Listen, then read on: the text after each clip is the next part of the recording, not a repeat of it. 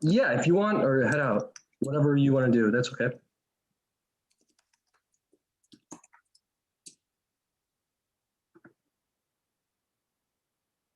Okay.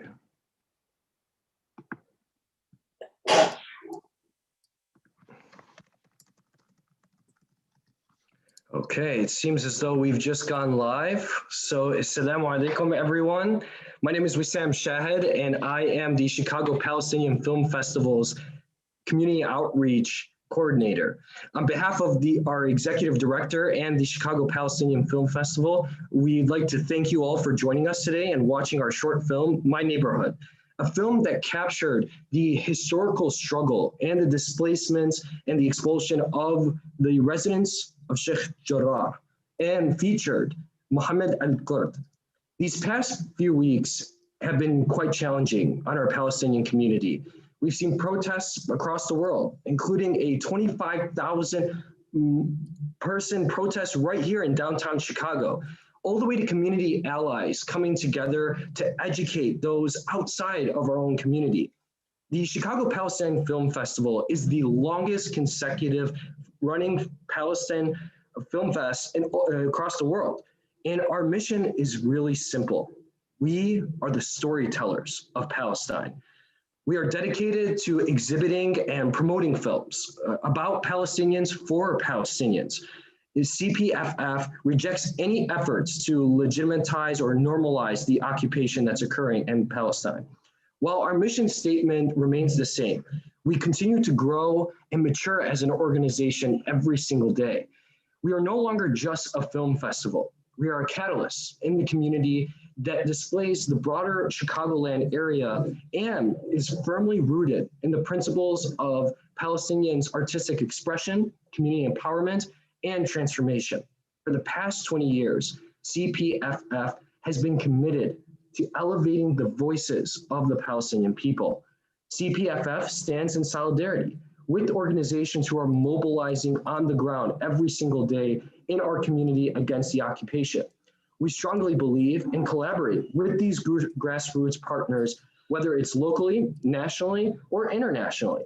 And it's our honor today to welcome multiple community leaders and partners from Chicago tonight that have co-hosted this film with us. We will hear both from AMP and USPCN, who are both part of the Chicago chapters, on tonight's live stream to learn more about their organizations and how you can get involved. First, we have Tariq Khalil from American Muslims Palestine, otherwise known as AMP. Tariq is an attorney, a lecturer, and an activist. Tariq lectures on topics from modern Palestinian history to Middle East politics, all the way to Palestinian rights under international laws. He's also a board member and education coordinator for AMP Chicago. Thank you for joining us today, Tariq. Thank you for having me, Wissam, and just what a phenomenal story that was and is, because it is an ongoing element of Israel's ethnic cleansing campaign, and we should definitely all be aware of it and fight to end it as soon as possible. My name is Tariq Khalil, and I am a board member with the American Muslims for Palestine in Chicago. And our mission is very, very simple. It's to educate the public and contextualize the history of Palestine and to emphasize the importance of fighting for Palestinian rights and why it is important to stress the fact that we cannot allow our tax dollars to fund ethnic cleansing, to fund crimes against humanity, to fund actions that are actually against U.S. law itself. So if we educate the public within that context, we'll be able to resonate with the American public, and they'll definitely come on board and support Palestinian rights. If you want to engage with AMP and other organizations, it's definitely important to follow social media, because that is, I believe, providing the right balance against mainstream media and giving us the proper context and giving us something realistic and something truthful to look to help contextualize the events that are happening right now, and also to contextualize the history that led to these current events. AMP specifically, you can reach us at AM Palestine on all the socials, Instagram, Twitter, Facebook, so on. And there's a Stop Weapons Israel action that we sent out. It's gotten a lot of signatures. Please sign on and take action, support our representatives who are actually taking the right first steps in trying to stop the $735 million sale to Israel and the weapon sale to Israel. And I believe that this is an historic measure that I believe the public should definitely get behind, and we can really build a large momentum from this particular act. Senator Bernie Sanders is calling for a Senate version of that. I mean, this is just amazing stuff that we're witnessing right now.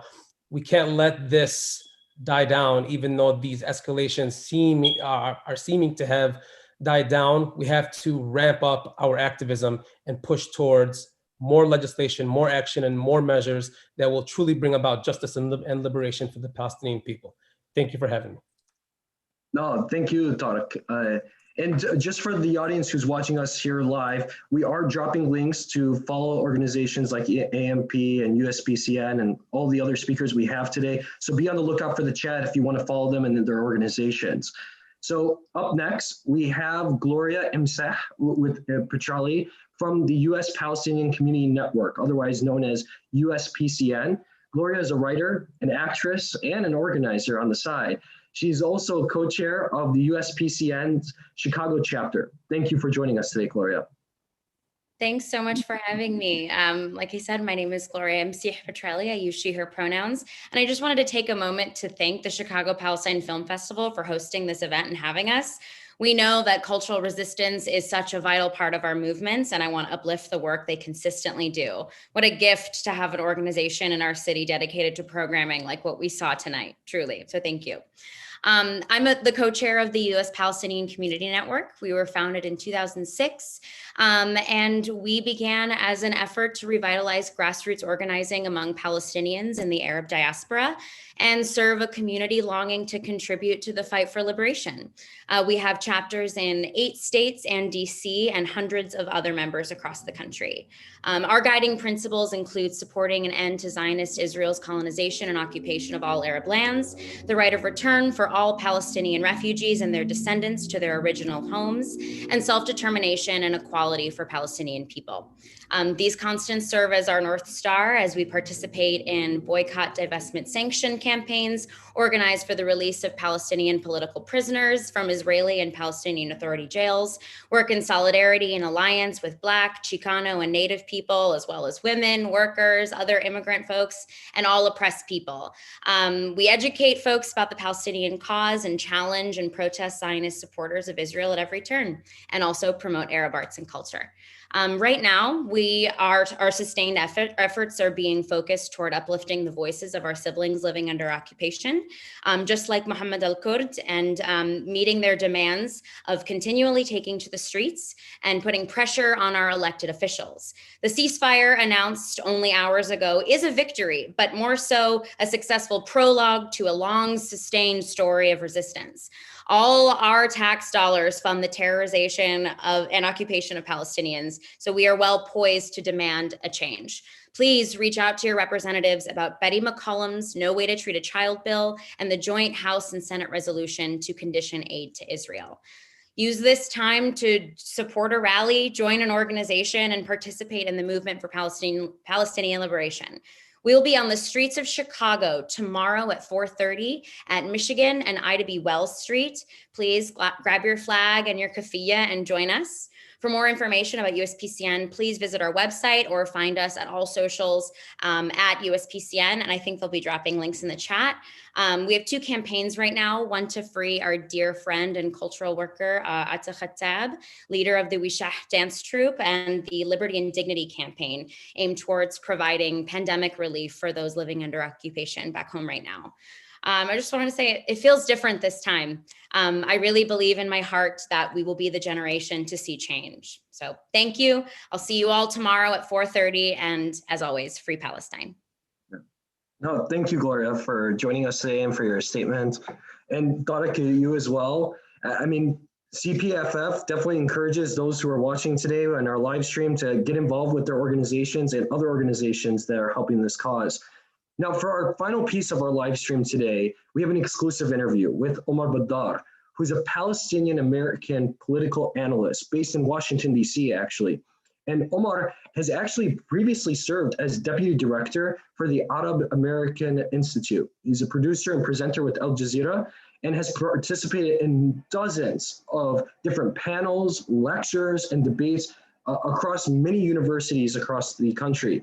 His media appearances include BBC, MSNBC, and Al Jazeera, amongst other media outlets. Thank you so much, Omar, for joining us today. Thank you so much, Wissam. I really appreciate the invitation. I appreciate the work that you do, and I also appreciate the incredible work that Tara and Gloria also do through their respective organizations in this long struggle to eventually free Palestine. Yeah, absolutely. You know, Omar, we just got done watching the film My Neighborhood about Mohammed al-Kurd. And as you already know, he's a past resident of Sheikh Jarrah, and his story about him being displaced from his own home. You know, let's start off. I just want to get your thoughts about the movie as a whole, and how is it tying in to what's happening today, you know, and Palestine as a whole. You know, what's your thoughts about the same kid that we just watched all these years ago being displaced in that movie is now happening to him again?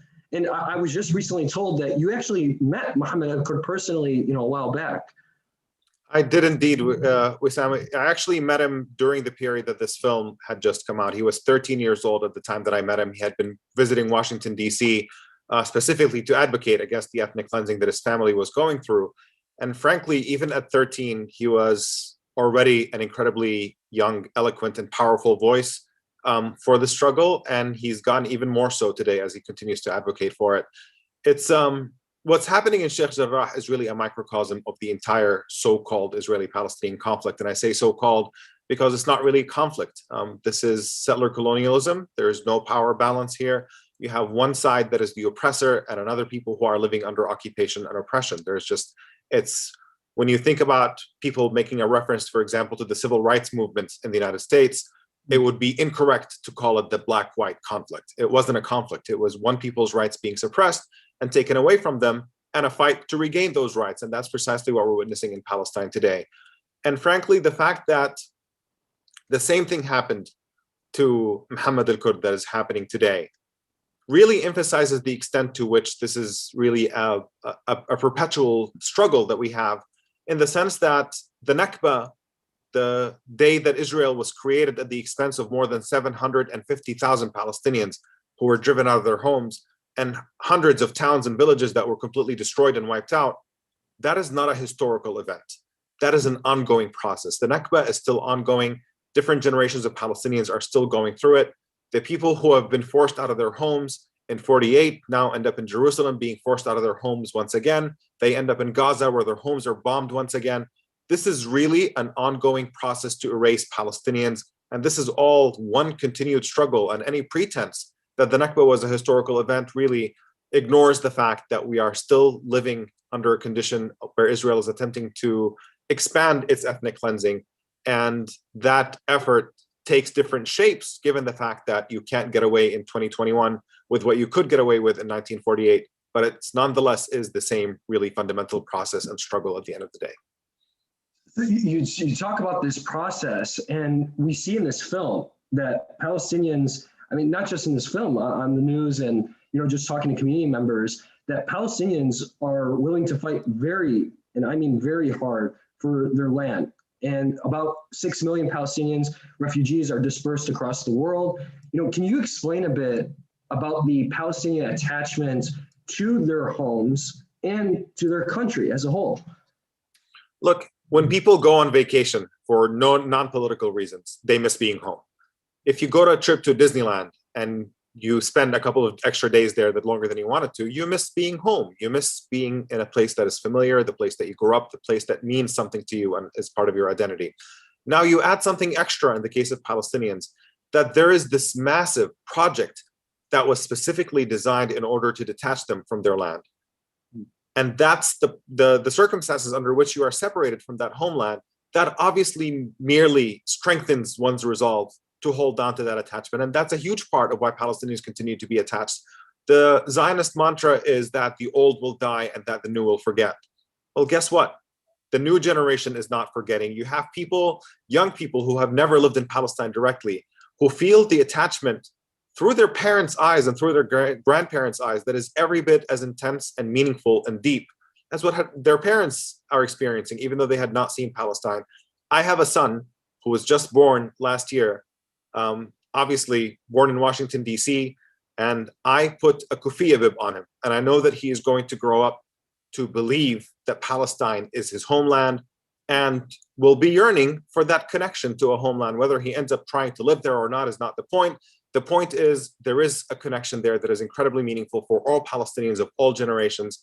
And we are not going to stop fighting. Whether people want to go back to Palestine or not is not the point. The point is none of us will stop fighting. And you can see this being an incredibly widespread phenomenon with Palestinians. Incredibly proud of our heritage, incredibly proud of our history and our history of struggle and resistance. And we will not give up that struggle until the day that this homeland is free. You know, Omar, you talk a lot about this new generation coming alive right now. You know, what type of effect do you think this younger generation is going to have today, you know, with tools like social media at their tools and things like that, that's going to be different than how it was, let's say, 5, 10, 15 years ago? Absolutely. I think it's a point that Tariq actually made a little bit earlier about the extent to which social media has democratized the flow of information. There was a time when you depended on corporate media in order to get information out. And that meant that you had to work incredibly hard to try to penetrate these massive institutions in order to get accurate information out to people. Because as long as, you know, those institutions were left to propagandists and influential people with money and all of that, it was going to be very difficult for people to see the truth. And media has, for a very, very long time, been biased on the issue of Israel-Palestine.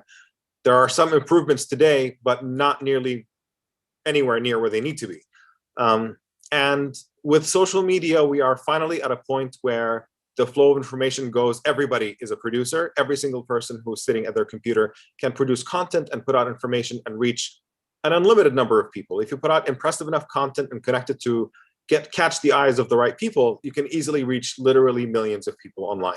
And that has changed things because we have a righteous struggle. The side of justice is on our side, fairness is on our side, and the extent of the injustice and the oppression that is imposed on Palestinians is so stark and so infuriating that if you tell our story to anyone, assuming that they hear our real story, I have no doubt that everybody's going to be an ally and everybody's going to be sympathetic to our struggle. And that's precisely what we're seeing change right now. If you look at American public opinion polling, it has changed drastically. It's becoming more partisan, but setting that aside, the younger generation in America is much more progressive, much more embracing of diversity and focused on human rights. And that generation is much more sympathetic to Palestinians and demanding that Israel be held accountable for its behavior. A majority of Democrats in the United States right now, 64%, favor reducing American military funding to Israel because of Israel's violations of Palestinian rights.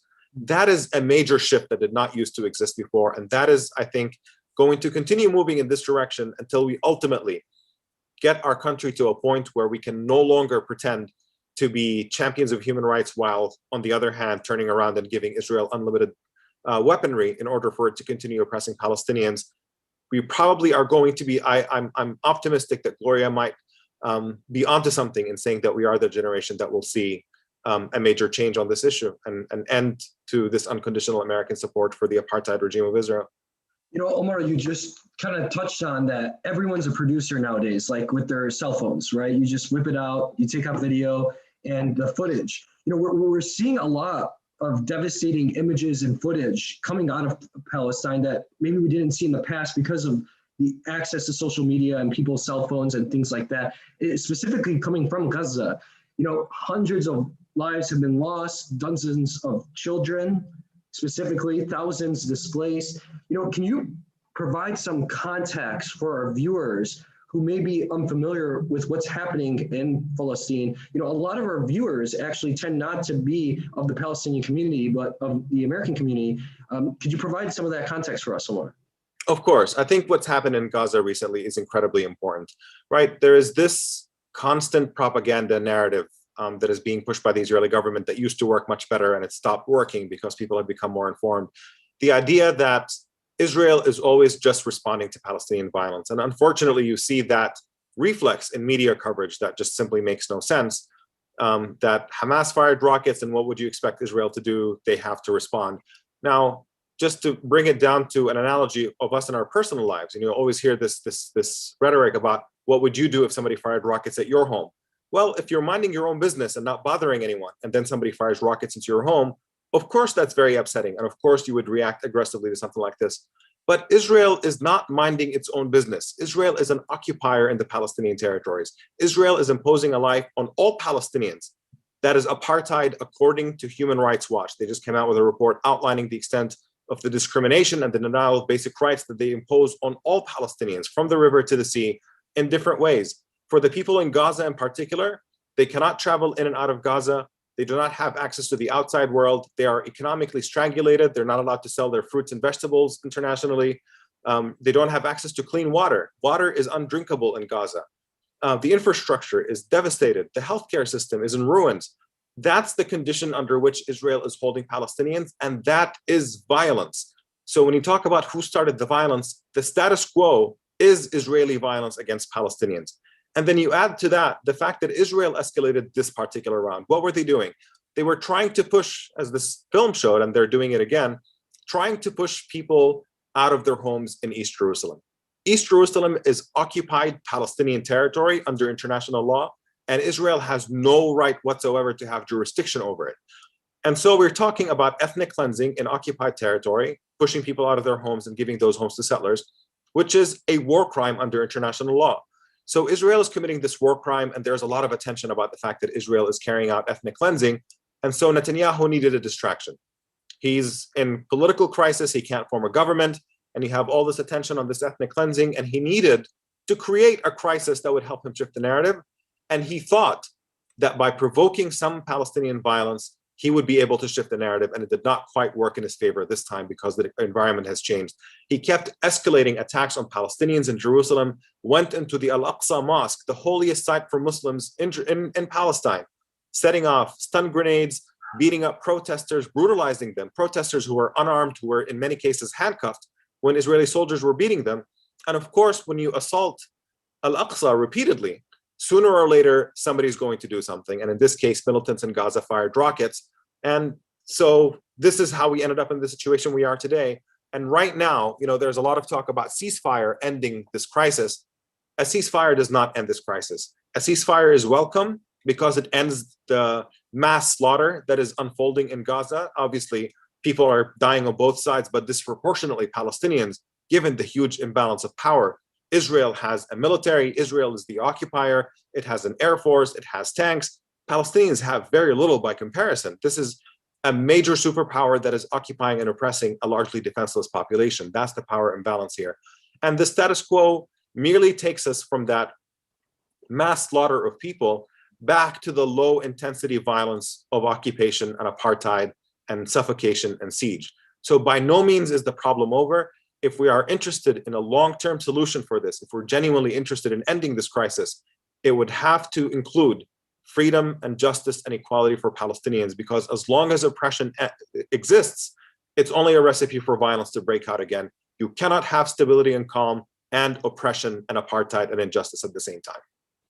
So Omar, I want to dive in more into what you just let off, or you ended with here. So the ceasefire that we just got recent news about, okay, we saw there's a lot of movement, right? And a lot of momentum from Palestinian activists across the world, frankly, and overseas. We have that, what we talked about and Gloria talked about earlier, a lot of that's taking place on social media. We have that ranging from the diaspora to soccer teams, to celebrities, to tens of thousands of people protesting across the country. Earlier, you said the ceasefire is not the long-term solution, right? So I want to ask you then, what are some impactful ways people can stand in solidarity and get involved with with this cause to get that long-term solution? So I just want to comment on specifically this huge shift in discourse just one more time to let it really sink in the extent to which things have changed. You have major celebrities now tweeting and posting on Instagram in support of Palestinians, mainstream celebrities of major Hollywood movies, of the major figures of the music industry, this is a massive shift and a moment that we should capitalize on. And for the first time, you have members of Congress lining up, speaking from the House floor. That's where representation matters, right? If you're an Arab American or a Palestinian American running for Congress and being politically involved and being vocal matters, because we saw the change from Biden simply saying, you know, Israel has the right to defend itself and they're not overreacting and everything is fine, to a confrontation with Congresswoman Rashida Tlaib. I'm not going to say that this single-handedly changed everything, but it obviously was a big part of pushing Biden to then start insisting on a ceasefire and de-escalation. Representation matters. So I would say certainly getting involved in politics is really important, and strategically involved, right? People have different roles. We don't all have to do the same thing. Just find something that you're good at and plug in whatever way that you can. If you're a filmmaker, make films about this. If you're a community organizer, organize people about this. If you are upset with your news coverage, call up your local media outlet. Don't just complain about it on Twitter or Facebook. Call your media outlet and say, how come there was no Palestinian voice on this issue? How come you got this fact wrong and that fact wrong? Engage on every single level possible. And through that collective engagement, ultimately, Palestine is not a charitable cause, first and foremost.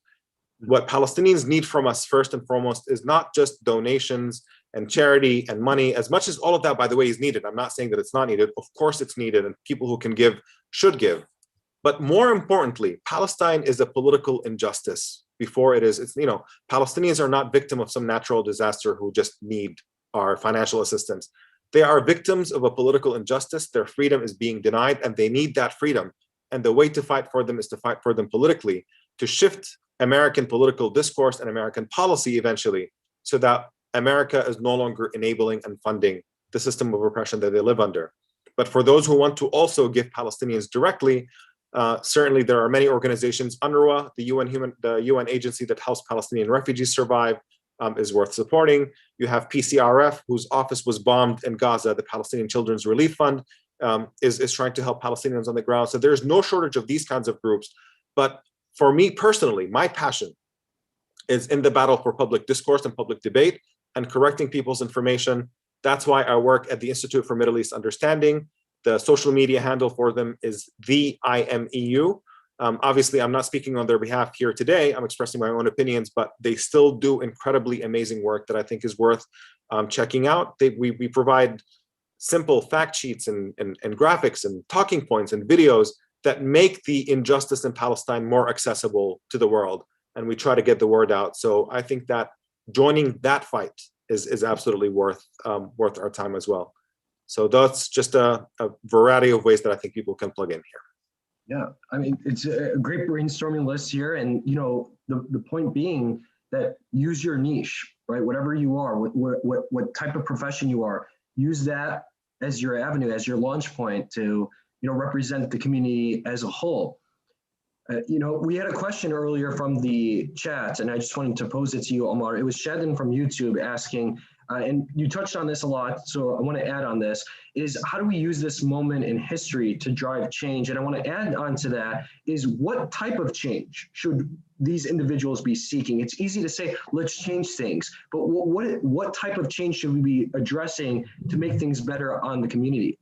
Yeah. I think the change ultimately that matters is for us living in the United States, the change means different things for different people. People in Palestine might be fighting for something specific, but I think for us here in the United States, change means ending America's complicity in Israel's crimes against Palestinians. It is inexcusable for it to be 2021, for us to be in a world that talks incessantly about the importance of human rights, and to have a president who claims that he's going to reverse all the horrible things that Donald Trump has done, and that he's going to put human rights first, and that this is going to be the center of his foreign policy, and to continue in an environment where he can talk that game while still supporting the world's remaining apartheid regime that has been carrying out an illegal occupation for more than half a century. Half a century. Palestinians, multiple generations. There are people who are over 50 years old today in the West Bank and Gaza, whose entire life has been lived under military occupation, a foreign army dictating how they move, what they eat, where they can go, what they can see. I mean, it's really intolerable. And longer than that, of course, well over 70 years of dispossession, of ethnic cleansing, of people rotting in refugee camps, not being allowed to go home. simply because they are the wrong ethnicity. That anybody who's Jewish can go back and live in their homes, but Palestinians who were driven out of their homes just a few decades earlier are not allowed to return to those homes. That's just an inexcusable status quo. And it's one that we have to hold our government accountable for. So I think this is the change that we should be working towards. I appreciate Shadden's work immensely, by the way. She's an incredibly eloquent and powerful voice. And I know that the folks in Chicago must be familiar with her great work on all of this. And I think that part of it is connecting with other like-minded struggles. There are a lot of people who are fighting for justice and fighting for a different kind of world, racial justice, environmental justice, you name it. Those are all struggles that we should be linking with because we are fighting together for a different kind of world, for a much better world that takes issues of justice, humanity, and human rights much more seriously. And there is just a natural alliance there that we should not pass on.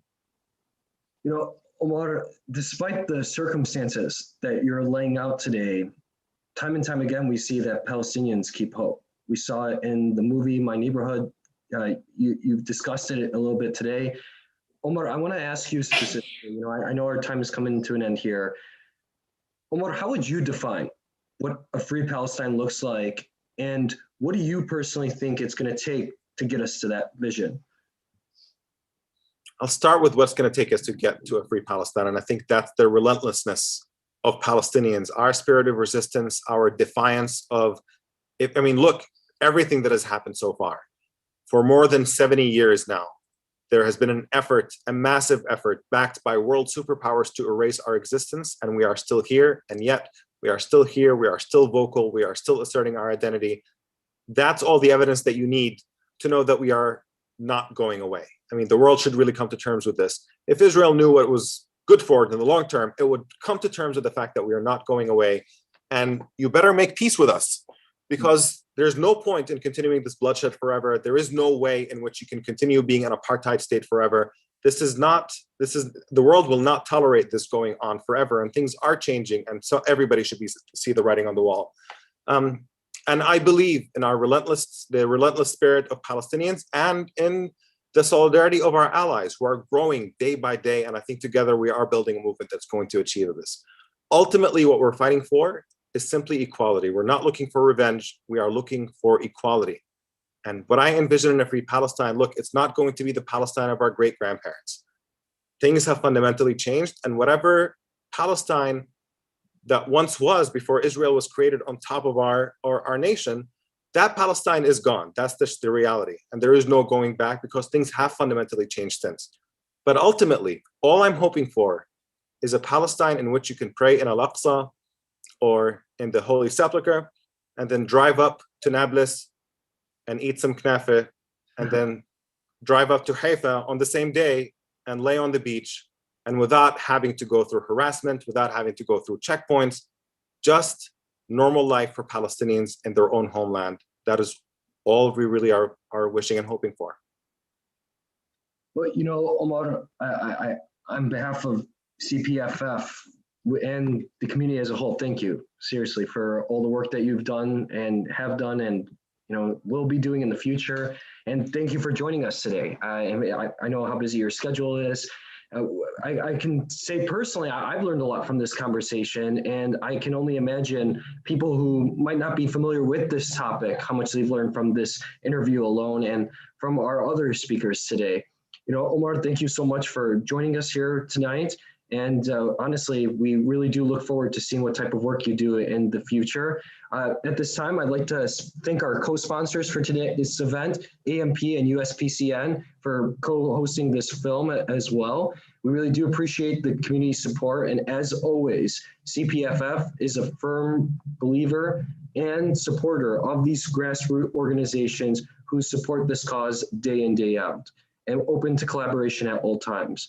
Omar, thank you so much for joining us. Really appreciate it. Thank you so much. Thank you, Wissam. I'll just say that I really appreciate your work and your words. And frankly, every time I'm together with Palestinians anywhere, I feel like I'm learning something, and I really appreciate the spirit of solidarity and the empowerment we all get from each other. Thank you. No, absolutely, Omar. Thank you for joining us. And to our audience, feel free to follow us on Instagram, Facebook, and Twitter to keep up with our future movies and events. We really do appreciate all you joining in live with us, and hope you enjoyed today's movie and today's interview. Thank you all very much for joining us, and we'll see you at our next event. Take care.